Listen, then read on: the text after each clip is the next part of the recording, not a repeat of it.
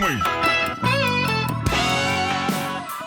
Hey, this is Nomad, host and creator of the Career Musician Podcast. Why do they call me Nomad? Well, I traveled the globe, spreading the joy of music one song at a time. And now I bring you wisdom, tried and true knowledge, and life experiences of my colleagues and peers in this crazy business we call music.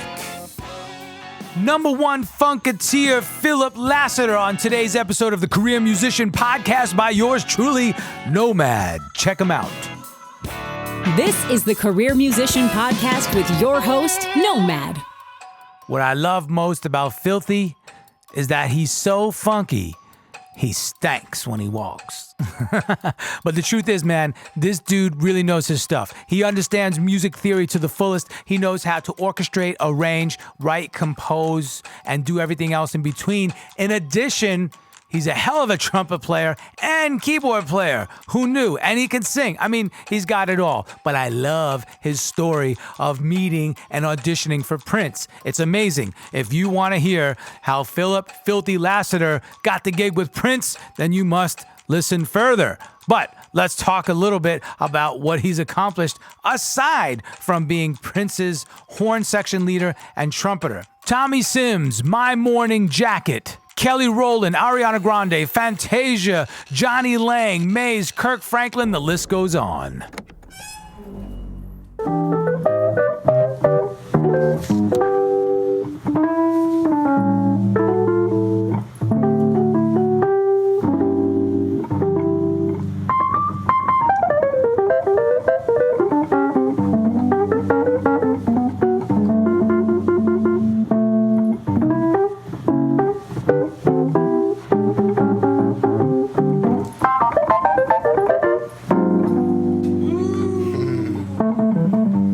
This instrument is so inspiring, man. I'm like, as soon as I set it up and I started playing it, I wrote a song.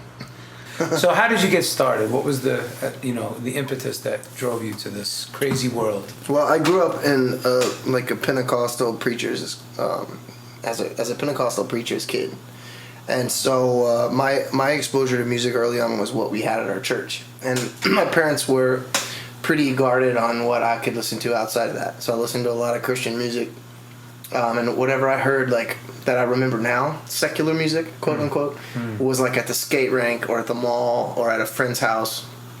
Speaking of Queen, the first time I heard them, I didn't know it was them until 20 years later. Wow. I heard Another One Bites the Dust. My next door neighbor played out. Must have been 6. And it scared the crap out of me.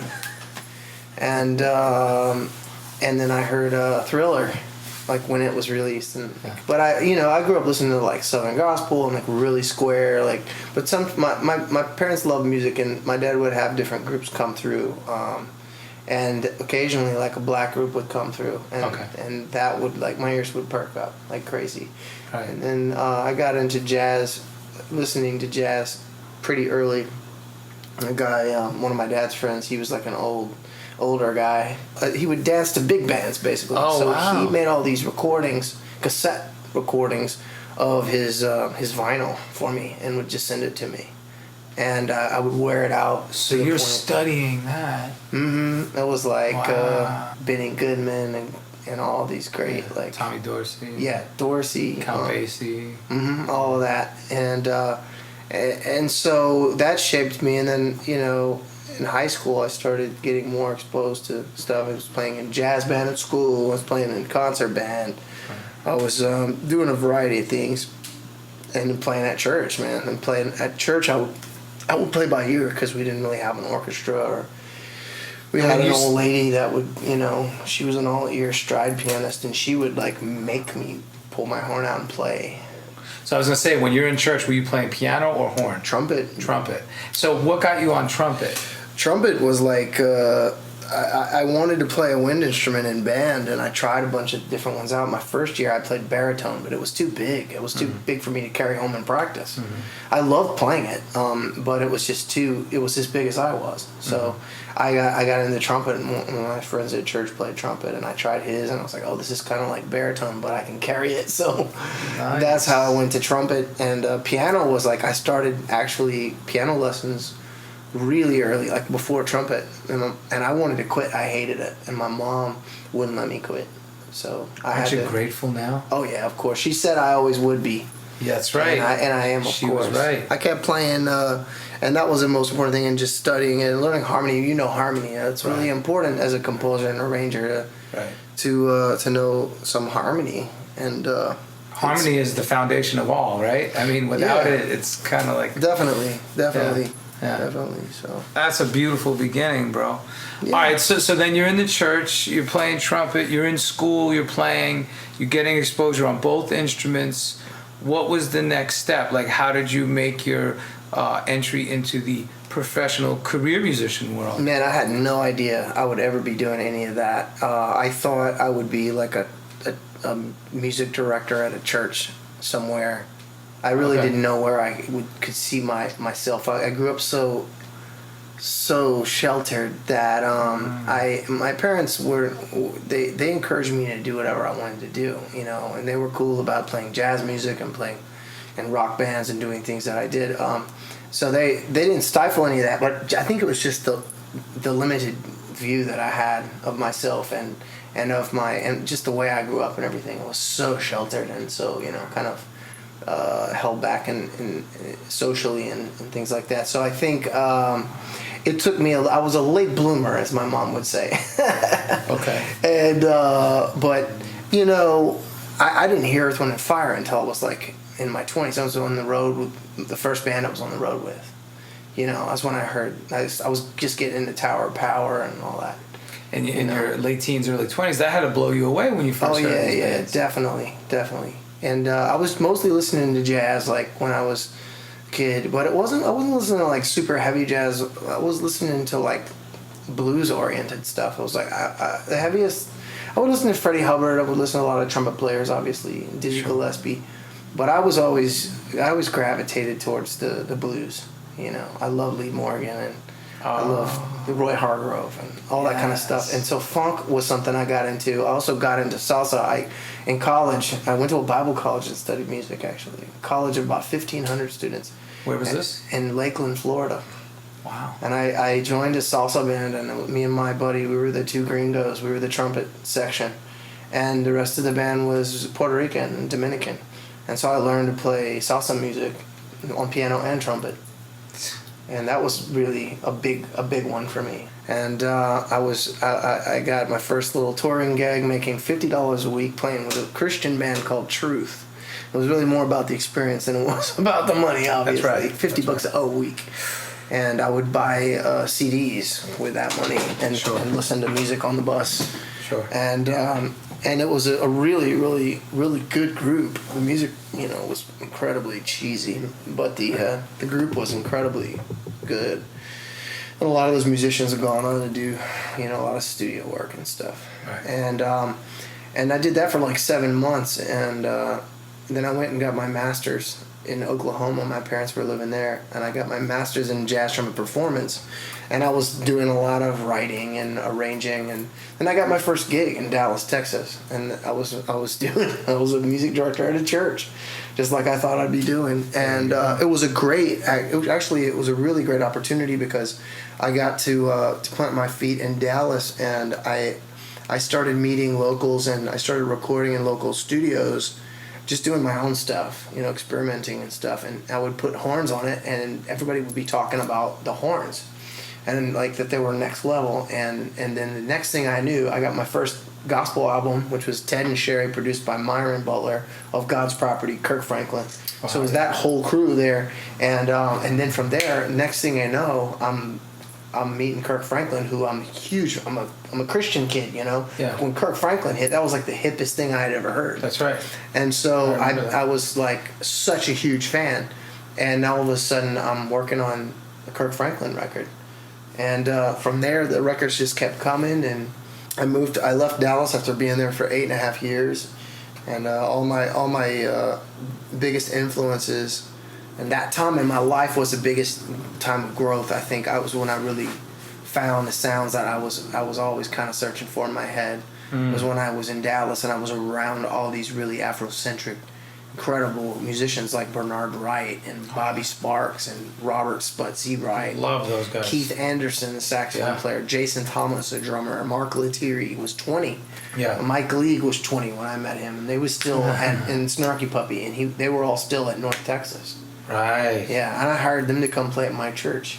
Look at that. And yeah, Mike League, and he my church band was Mike League, Chris McQueen, who's one of the guitar players in Snarky, Bernard Wright, and another drummer from Dallas, Tim Macon. And so it was really crazy. Dallas had quite a scene. It has quite a scene. It still does. For players, it's just the live thing isn't always happening. It's kind of hit or miss, like a lot of cities. Most cities. Yeah. But I would seen in Dallas not so much, but definitely scenes and different pockets and musicians. Definitely. I think that's it's like it's up in Chicago. Same thing. It's in the water. We said, right? Something about it just breeds like these world class musicians. Incredible, man. And so I left there. And I moved to Nashville, and I lived in Jeff Coffin's basement. That's another one we were talking about, yes. I met Future Man at a jam session, like my second night in Nashville. He came up to me and like introduced himself to me. We became friends instantly. And he introduced me to Jeff Coffin. And Jeff Coffin was like, "Oh, you just moved to town. If you're looking for a place to stay, I'm looking for somebody to live in my basement and house sit for me when I'm out of town," which is pretty much all the time. And I went over to his place, and we hung out, and the next thing I knew, I moved in, and we lived together like three and a half years, right before he got married to Lyoko, and right as he got the Dave Matthews Band gig. That's beautiful. And I remember when he got the call, it was crazy, and so I wrote many songs on his Wurlitzer. He had a Wurlitzer, he had an upright piano from like the 30s, and we had a lot of instruments in the house. I'm sure. Cool, man. We would do jam sessions in the basement, and we would do writing sessions, and he would just be upstairs practicing to a click on flute, playing Giant Steps lines to a click. Just click and flute. Yeah. Yeah. It's incredible, yeah. Being around that, I would just sit. Sit at the bottom of the stairs and just listen.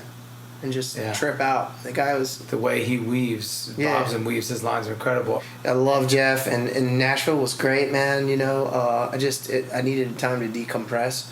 I was there like 3.5 years, and I moved to New York. Then I lived in New York for 2 years, and I was living in a small apartment in Brooklyn, a 5-story walk-up with uneven floor. And I was broke, and I'd been working and just playing on gospel records for like, I don't know, 10 years or so. Yeah. And all of a sudden I got a call, "Do you want to audition for Prince?" And boom, there it was. And I picked myself off the floor, and then I went through this rigorous process of auditioning for him. 6 months. Are you serious? Of auditioning. Please elaborate.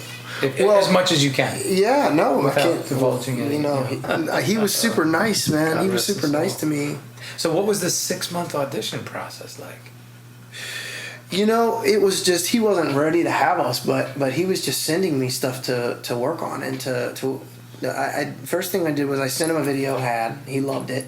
Then he said, "Make a video of you and you guys doing this arrangement." It was Extra Lovable, a song called Extra Lovable. So to clarify, you put the horn section together for his band. Yeah. And you were the section leader, right? Exactly. Okay. And what actually happened too was there were 2 horn sections that auditioned. Okay. And he said, "I like them both. Can I have them all?" And they were like, "Well, you can do whatever you want, man." You're Prince. And so he's like, "Yeah, I want all of them." So there was 11 of us, and I brought one horn section, and my buddy Adrian Crutchfield brought the other, and we combined the whole thing. And Adrian and I led it, and I handled like the musical side of it because I was writing arrangements and stuff, and he handled the logistical side of it. Wow. And so it was great. Prince was sending me songs to arrange and record to, and I remember one of the songs took me like 2 weeks to do because I was just, I was spending so much time on it trying to, impress this guy. Wow. And he was impressed. And one of the things I did was Days of Wild, the song Days of Wild. I did a whole arrangement to a live. This wasn't going on the record. This was just merely just to please the Prince, man. It was like so just you're for him cutting to demos in your apartment. I'm just curious. He's just like, "I'm just curious what you would do on this." Well, we wound up playing those arrangements live, but as far as the recordings go, it was it was just for him, Wow. Yeah, I was just recording them in my apartment and then putting other horns on it. flying files around and making it, and then after so much time, and I hadn't been paid for anything, you know. After so much of this, all of a sudden I got an email, and it said, here's some more homework for you, and it was like 3 more songs. And so I picked up the phone and I called the MD, and I was before I could even get the words out, she was like, Phil, stop, I already know what you're gonna say. I was like, what am I gonna say? She was like, you want to know what's up? And I was like, well, yeah, you know, I do musician code for where's the bread, baby. Yeah, I do this for a living. You know? As fun as it is, and as much as I want to do it. Yeah. What's the deal? So she said, oh, hold up, he's standing right here. I'll call you back right back. Okay. So 10 minutes later, I get a call back from her, and it's 10:30 at night. Sure. And she says, hey, Phil, can you come in tomorrow? I'm like, what? She's like, can you be here tomorrow? I told him that you wanted to know what was up, and he responded by saying, just get him here. And so he wants to know if you can fly in the morning. Yeah. And he wants you to know, you know, what's up. He's like, he's gonna break it down for you. Okay. And so he flew me out there, and a limo came and picked me up. I went to the airport, and I flew first class for the first time in my life. And then I got picked up by another limo in Minneapolis, and I went to Paisley, and I walk in, and I walk through some velvety curtains. I'm in the hallway, and then this dude pops out. It's so dark, I can't really. Is it him? Maybe it is. I don't know. Until he's like up on me, and he goes, Phil, Prince. Shakes my hand, and he goes, I really love what you did on Days of Wild. And then he smiled, and he's like, follow me, and turns around and struts off. Before I can even be like, thank you, it was an honor. Wow. And so I'm like, thank you. And he's walking. Honor. And I'm following him, and he's just like Curtis Mayfield, you know. Making his way through his kingdom, huh? The cups of his hands, you know, going behind him. Yeah, he's dog paddling. That's awesome. So we go into the foyer of the lair, and it's like marble floor giant marble floor with the male symbol. You know, murals everywhere. The sky, the ceiling's painted like the blue sky with clouds, and I hear the sound of real doves crying.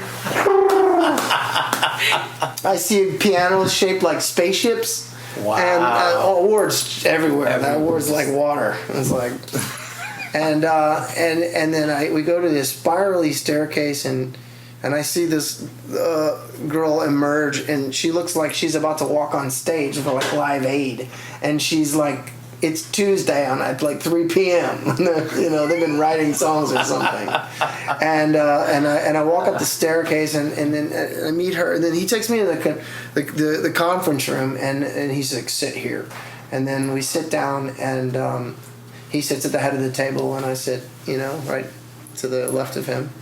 And then I just didn't say a dang word, man. Like, I didn't say anything. Really? I was not there to talk. And I was not there to impress him. He's already impressed with the horn that he heard. So I didn't want to say the wrong thing. So I chose to not say anything until it was time. Please, I want everybody to make note of that. That is called discernment. That's powerful.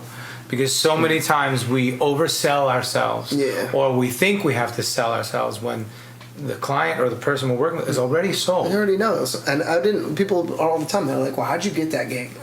There was no getting the gig. You kept your mouth shut. Yeah, it was no. I put in hard work for 10 years, and then somebody recommended me to him. I could never have manifest. I mean, I did manifest it in my own way, but I could have never gone out and made that happen. That's right. The biggest opportunities, usually we don't, you know, they're not things that we go out and just grab. Usually they come to us. And that's the sweetest way, too. Right. And so I'm sitting there at the conference table. At the conference table, I'm not saying a damn word, and he just goes in into a monologue, and I'm sitting there and listening, and I told myself before I got there on the plane, I was like, don't you say a word until it's time. And then there's a great quote in a book, I forget the name of it now, but the quote is, never say more than is necessary. And so I told myself that. I was preparing myself for that, and I did it. And I sat there and I listened to him, and he said, my father used to talk to me about giant horn sections in the 70s. Not like a big band, but like a big soul band with like 10 horns. He's like, Phil, at this point in my career, I don't have anything that I feel like I necessarily have to say or need to say. He said, so if it's something, if I'm going to do something, it's got to be something that I'm just interested in. And to be honest with you, I just want to hear it. And I said, right on. He said, right on. I said, right on. Soul brother number one. And right on. Man, I said, right on. I smiled and I said, right on. And he goes, Love it. without skipping a beat. Yeah. As soon as I said that, it was like he reacted to what I said. I said, right on, smile, and he goes, you'll be very happy with your compensation. Because we hadn't talked about money into this point. And we still didn't talk about money. And you know what? Oftentimes it's really best not to discuss money with talent. When you're dealing, especially when you're dealing with that level. That's right. You're dealing with a superstar. Don't ask. Right. What you do is you do the work, you spend the time, you get the experience, and when it comes time to talk turkey, if the number isn't what you expected it to be, then you kindly say that. And we had to do that, actually. Okay. We had to, at one point, we had to put our foot down and say, but there's a tactful way to say that. I said, listen, we are honored to be here. This is a dream come true. To play this man's music, and to be here at all is just a royal honor. But 6 days a week, 12 to 18-hour days, dancing and dressing up and dancing and playing our horns nonstop, horn on face. This is the hardest we've ever worked. And we're fine to put in the 120% that it takes, but we need to be paid accordingly. Okay. But at this point, you're talking to management. Oh, yeah. Yeah, Definitely. absolutely. Definitely. So no protocol. Understand protocol. Never would have discussed it with him. But I was forewarned, too. Right. Like, don't talk about money to him. But I wouldn't do that with any kind of high-profile artist at this point. Now I know better. Right. But it's okay. Like, and in fact, once you work your way in, a lot of times I can say this, a lot of times these big corporations, let's call them, they'll get you in. These artists, they'll get you in and spend a bunch of time with you without ever discussing it, and you just roll with it and make yourself invaluable. Like, they need you. And then they think that by prolonging that somehow that's going to benefit them, because then you're invested, and then it's like, no. If you step back and say, well, I love being here, I want to be here, but that's not going to work. No, they're invested in you. They don't want to lose the investment that they've given you. They're going to pay you whatever you ask for, to a certain degree. Man, that's keeping the gig psychology 101. Yeah, but sometimes you gotta be able to compromise. But it's just a matter of, like, just being smart about it. What are some of the principles and methods that you adhere to? Again, you're kind of already giving us an insight into that. I used to do most of my negotiating like in email or on text or on Facebook or this and that.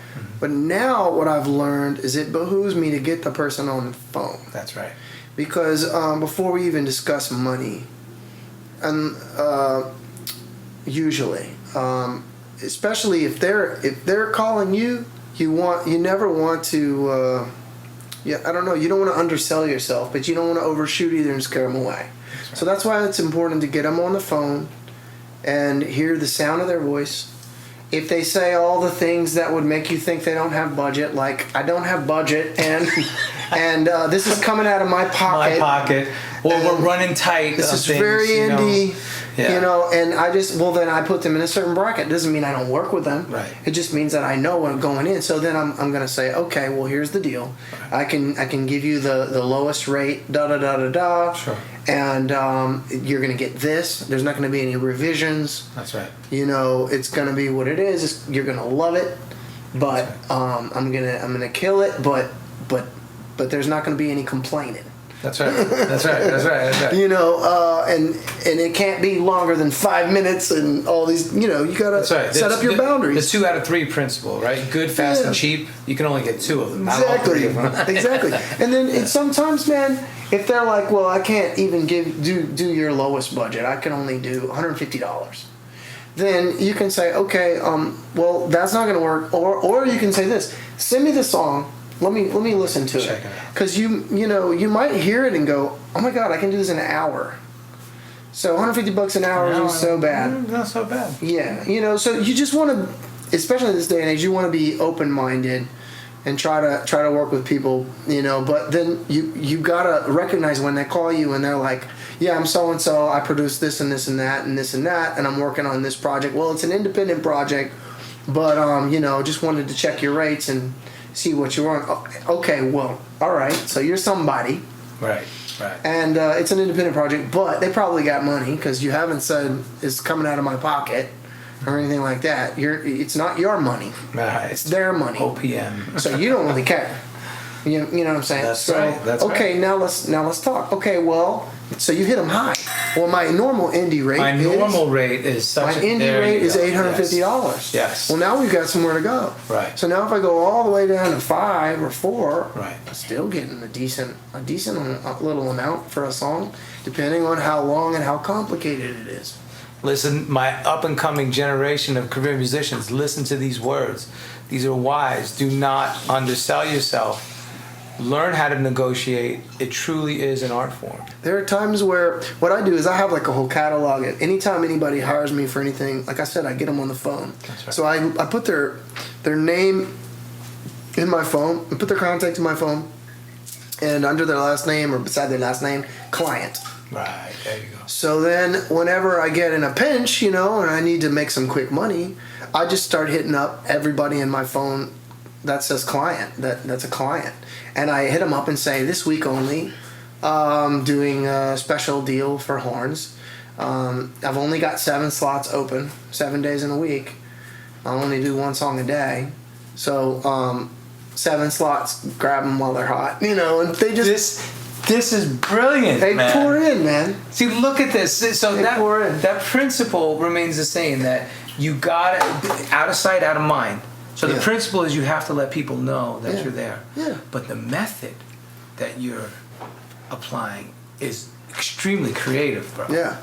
Yeah, that's cool. You gotta love that. Yeah, and I can't pull that card out once a month, but Right. But when I need to, or if I'm just like, if everything slows down, I don't have much going on, and I just want to generate some work, it works.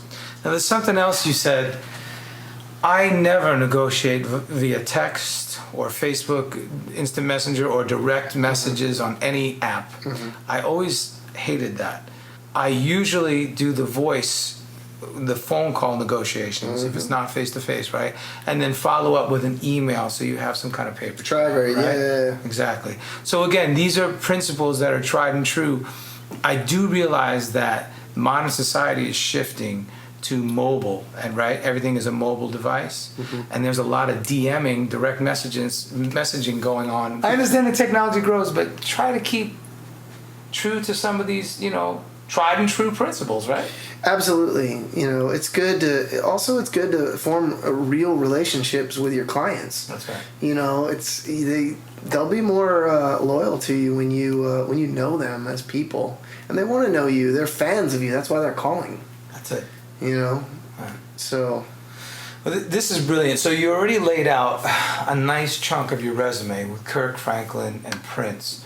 Any other notables that you'd like to discuss? I know your resume is a mile long. Well, I'll say this. A few years ago, my buddy, we mentioned him earlier from Dallas, Robert Seawright, they call him Sput. Yeah. He was the original drummer in Snarky Puppy, and he played a lot with Erykah Badu and Snoop Dogg. Now he has a group called Ghost Note. Sput told me one day, Phil, do you write string arrangements? No. You should write string arrangements. Really? Yeah, you'd be really good at it. I'm like, oh man, that scares me. I don't know much about strings. Man, just do it. You gotta love that advice. So somebody called me, hey, I got songs I need strings on. Do you do string arrangements? I'm like, yeah, I do string arrangements. So I did like a string arrangement. The next gig I got was Roberta Flack. Bam. And I did 2 songs for Roberta Flack, and it was for her Beatles record. Look at that. And we did Wow. The Long and Windy Road. Oh, Yeah, man. Long and Winding Road. By doing that, my whole point with that was stretch yourself, push yourself. Yeah. Be as versatile as you can. I mean, if you're an arranger and you can arrange for strings, get good at arranging for horns, which most string arrangers can't. Most people can't arrange for horns, let's just face it. I'm biased. But it's 2 different worlds. It really It's 2 different worlds. Truly and distinct. So, really don't be afraid, because the thing is that bag has saved my butt so many times. Like when I needed money and no one was calling for horns and somebody called for strings, You're there.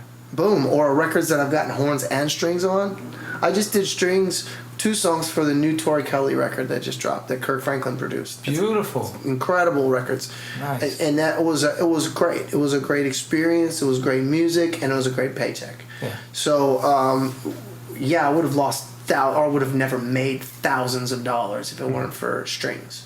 That's The right. string arranging that I do. Yeah, and I'm not the greatest string arranger, but a lot of people like my ideas and the taste that I have. There are guys that can write circles around me, but I know what not to do and what needs to be done. And so, and it's something that I continue to grow in. Just like, playing keys or singing or trying to write songs and whatever, it's like you definitely want to have something that you specialize in. That you're like, okay, I'm really stinking good at this. But you also want to have a bunch of things that that you're good at, maybe above average. Master of one, versatility in many, perhaps, right? Yes. Versatile in many. Master in one, versatile in many. Yeah. Yes.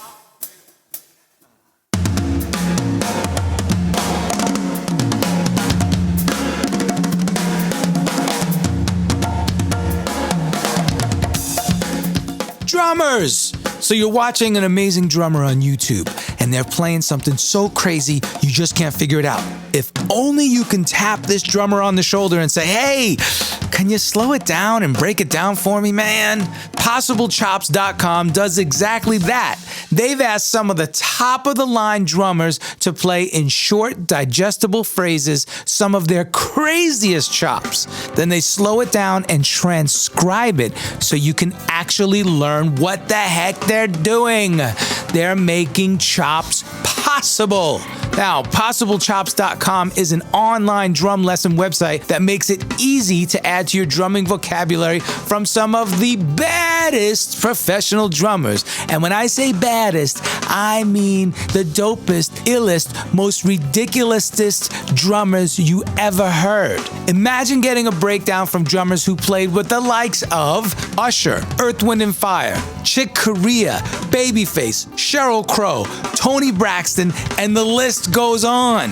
The PossibleChops.com community is designed to allow drummers to share ideas and help you on your path to becoming a pro and getting gigs. That's right, folks, actually getting real gigs. If you're serious about drumming, do yourself a favor and visit PossibleChops.com. Join today and basic membership is free. However, if you decide to upgrade to a pro membership, use the promo code NOMAD to get your first free month. That's right, folks. Use coupon code NOMAD and you get the whole first month absolutely free. Adding new chops are now made possible for drummers on PossibleChops.com. Follow The Career Musician on Facebook and Instagram to stay up to date on the latest news and get tips from the world's leading musicians. When do you know to be the side man, side person, side woman? And when do you know to step into the spotlight and speak on that from your own experience? How did you go from just arranging and playing horn for people to saying, you know what, no, I'm a band leader, I'm an artist, I'm filthy? Well, I was living in Dallas and I was doing horns for everybody.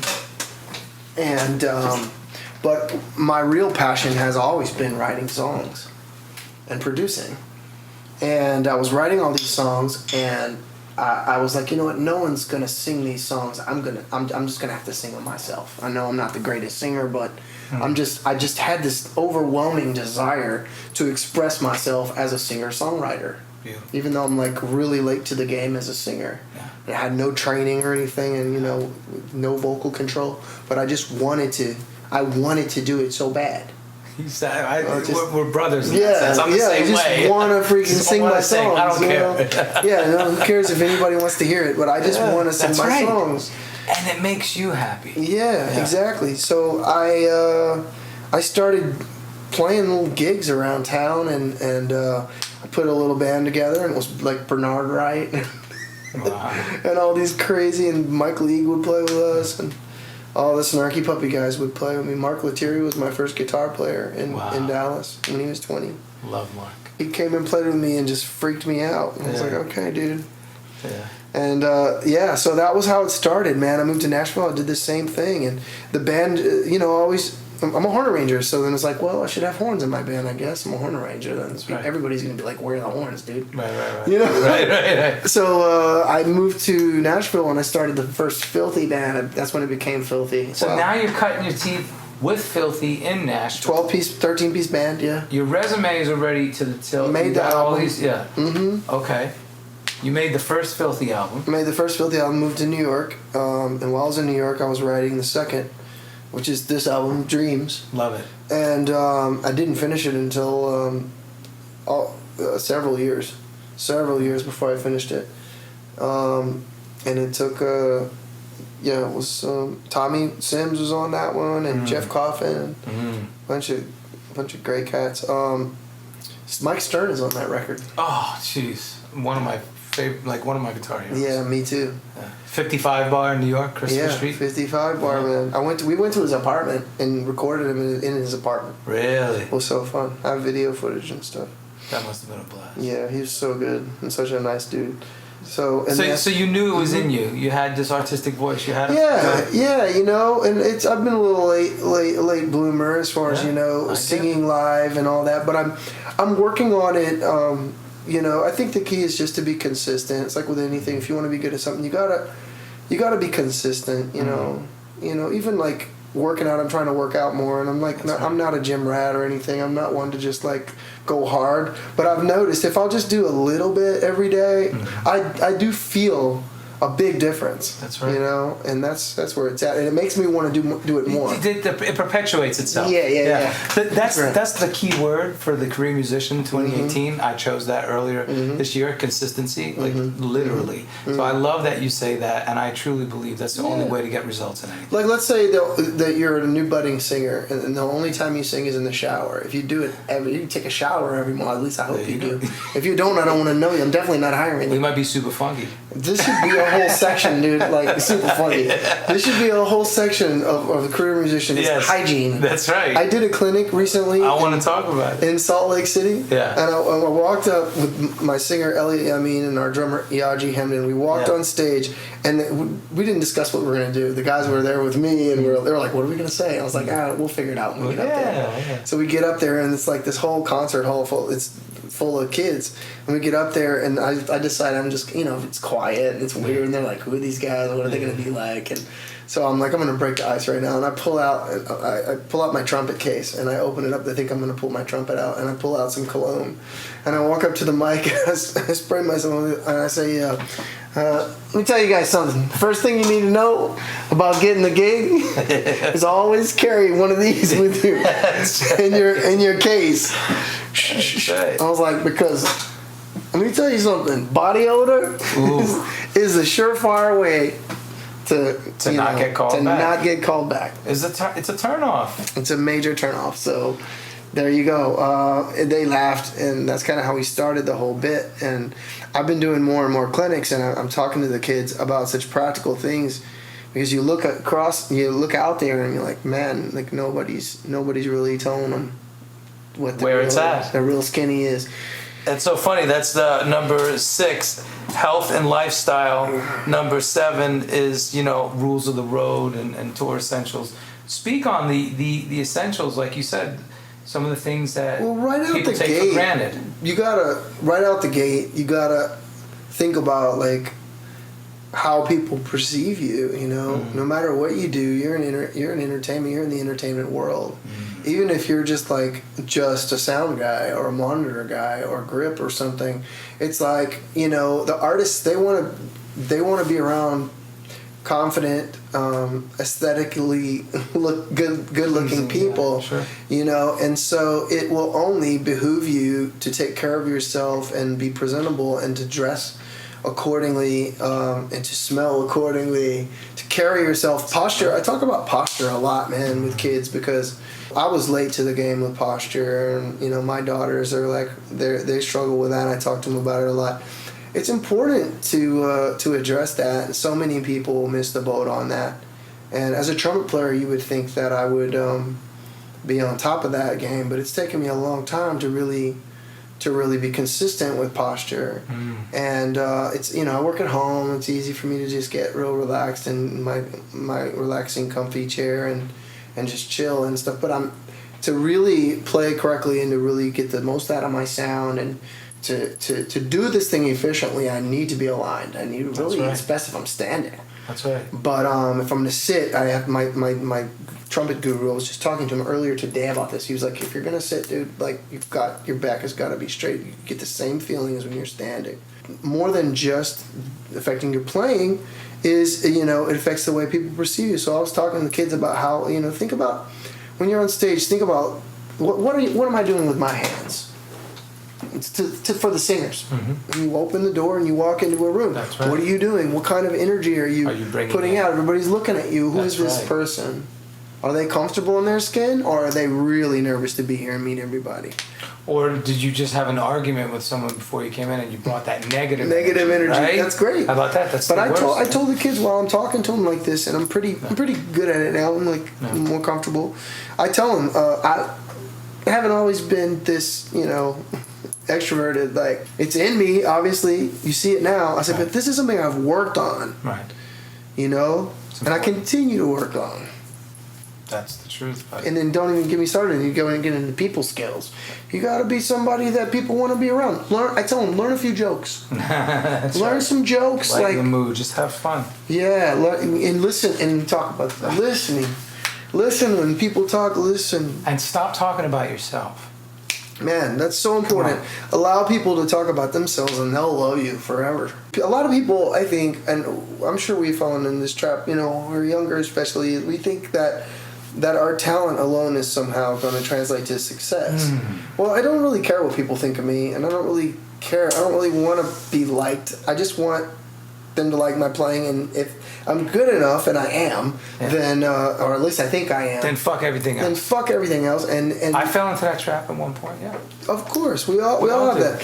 So I think it's important to acknowledge that and to be able to try to work on these other things that are absolute. Because if you look at the game, man, there's not to name any names, but there's so many people out there that, let's just say, that are not necessarily the most qualified, but they're winning left and right, and you have to sit back and go, well, what is it about that dude? Like, I would never call him because I can't stand the way he plays, but have a conversation with that person. You probably learn a lot. If someone isn't the greatest player but they're super winning, I guarantee you they have an awesome personality. And they know how to win people over, and their playing is just good enough to fake out the majority. Good enough to fake. Only the cats, the real cats, would know the difference. Speak real quick before we get this little jam going on studio etiquette. If you get called in by a producer and you're a musician, I don't care what instrument you play, how to know your place, when and where to speak up, and etc. The best thing is just to feel it out, you know, because every producer's different. So, you know, it's best to only say what is necessary. Never say more than is necessary. And so when you have something to say, don't just start talking. Like, think about the fewest words you can use, because everything in the studio is about time, right? So think about the most simplest way you can you can say that. And also think about, don't be real dogmatic about, we should do this. Or I really think we should do this, or whatever. You're not the producer. Bring it in a way, I usually bring it in a way, there's a question. What do you think about if we did this? Brilliant technique. What if we try, Yes. or if you're telling somebody too, like, you're telling somebody to do something, whether you're the producer or not. I learned this from a good buddy of mine, Joel Mott, back when I was in college. He would say things to us. He was the prof. I was the student. And he would say things to us like, "You might try."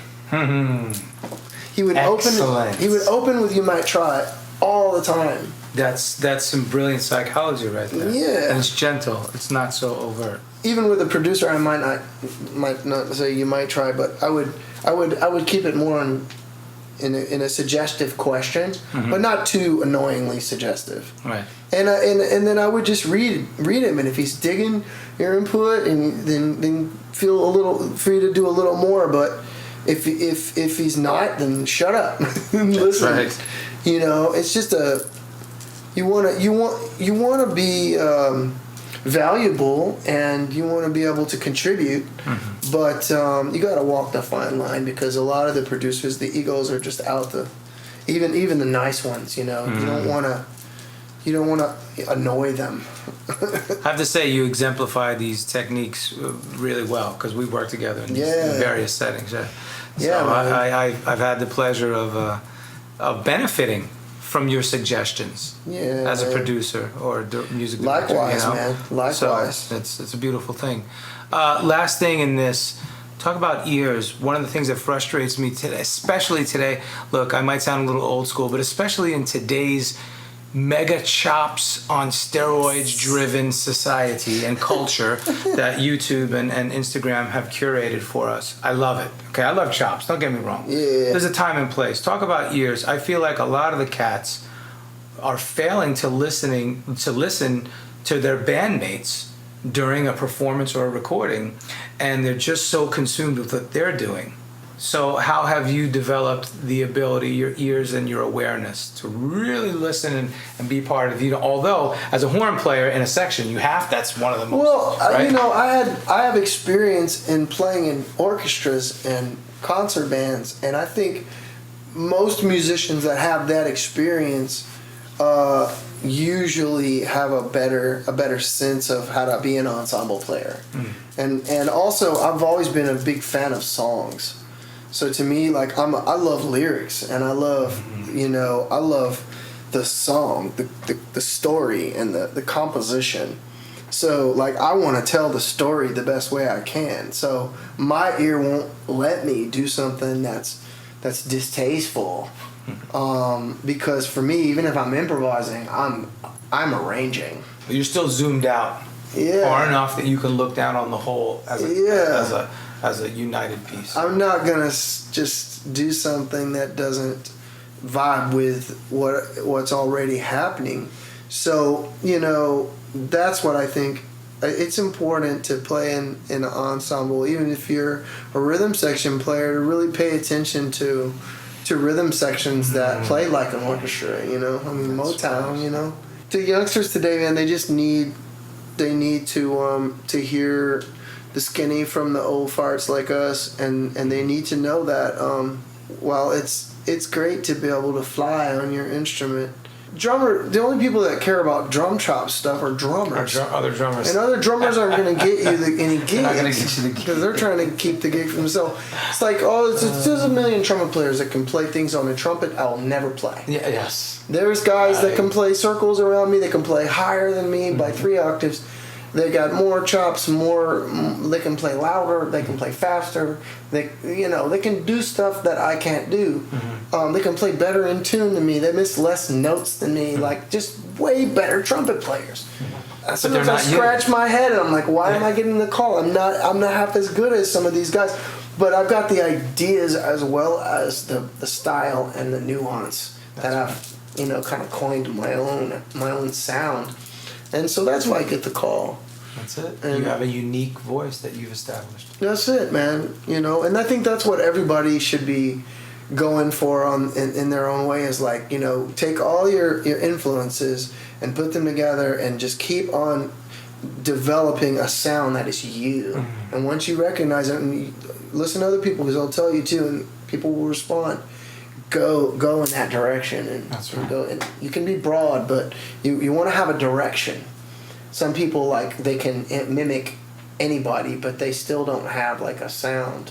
Most of us aren't really doing anything all that revolutionary. Like, most of the music, there's been so many greats before us. There's been so much great music before us. Mm-hmm. It's important to like really understand how small we are in the universe of music, even. I was late to that game. I was always the best musician around me. And I'm not saying that pridefully. It's just that I wasn't around great musicians. Not until not great ones. Not like all the way around great. Like, they may be good like at execution, but they had no soul. Mm-hmm. Or they had this or that. Or they could do this one thing really well. Or read really well. Can't groove. Yeah. Or could play jazz. They could play jazz. Play R&B, but can't play rock. Yeah, and I moved to Dallas, and I met these cats that were just like next level. Their time, their concept of time, their ability to stretch time, and the Afrocentricness of that, and that African. An African influence. Rhythmic influence, absolutely. Yeah, and then all the gospel and all the harmony, and then all the emotion, the way they would emote when they would solo, and the blues in that Texas. Yeah. Yeah, and it was just, that was next level for me. So I chose to surround myself around those guys. I found out where they were playing. I would show up. That's right. And whether they let me play or not, I was there. I was just geeking out, just soaking it in, and I would go. I remember with Bobby Sparks, I called him up one day and was like, "Hey man, I know you don't know me that well. I'm that trumpet player that shows up, but I just want to buy your lunch. Can I buy your lunch?" Yeah. And he was like, "Yeah, sure." And we all went out to Cracker Barrel. Me and my buddy, we bought Bobby Sparks lunch, and we sat there and talked to him, and he talked to us about how he wanted to do a hip hop orchestra one day. And so, and the next thing I did was I started hiring these guys. I started hiring like all my local heroes in town that I was hearing. It's another great method. Man. Yeah, hire them, get a gig, and then hire all the cats you want to network with. You want to play with, and then play your ass off, and be show real cool. That you can lead, and you could and be real cool. Position and be cool, and be real humble and grateful that they're there, and pay them as well as you can. Even if you make no money, like, that's the best investment you can do. And then watch the opportunities. Well, grow.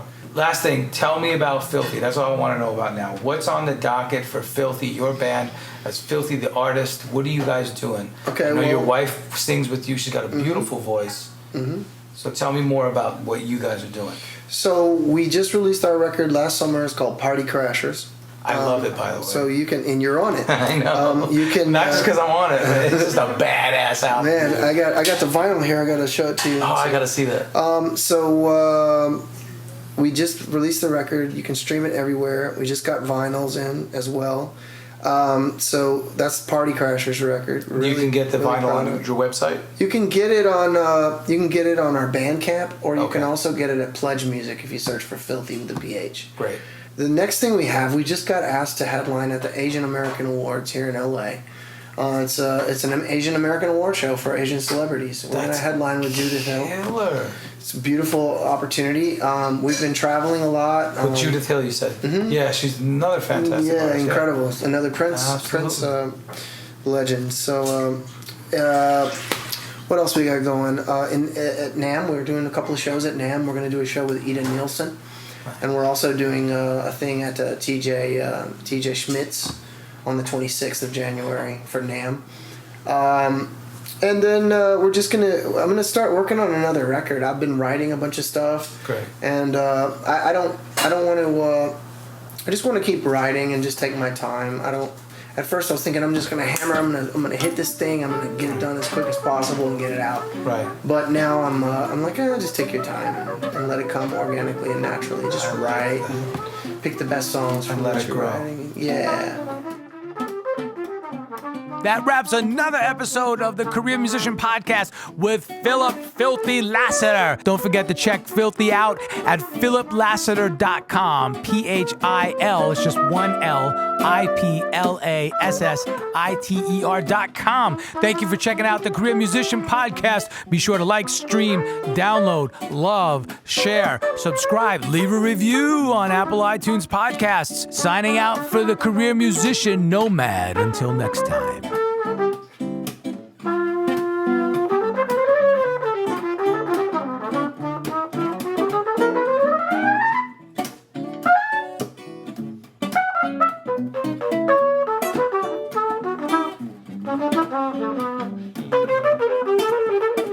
If you enjoyed today's podcast, subscribe at nomadsplace.com. I'm just a nomad, nowhere man, writing the songs in this one-man band. A nomad, yeah, I'm a nomad,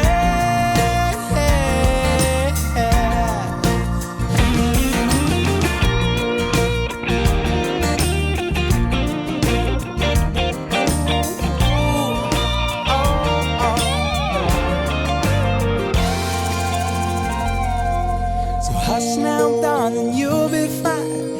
I'll be back this way sometime. Until then, baby, don't you cry.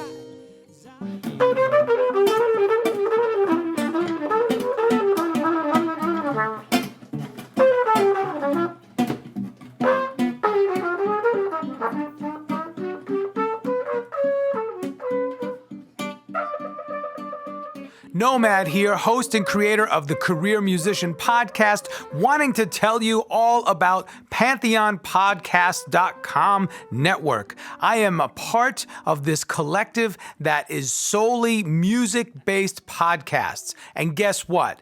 It is the only one of its kind on the globe so far. It is a collective of an independent network of podcasts all based on music, which dig into the culture, technology, history, and everything else you can imagine that has to do with music. Thank you so much for listening, and be sure to check us out at PantheonPodcasts.com.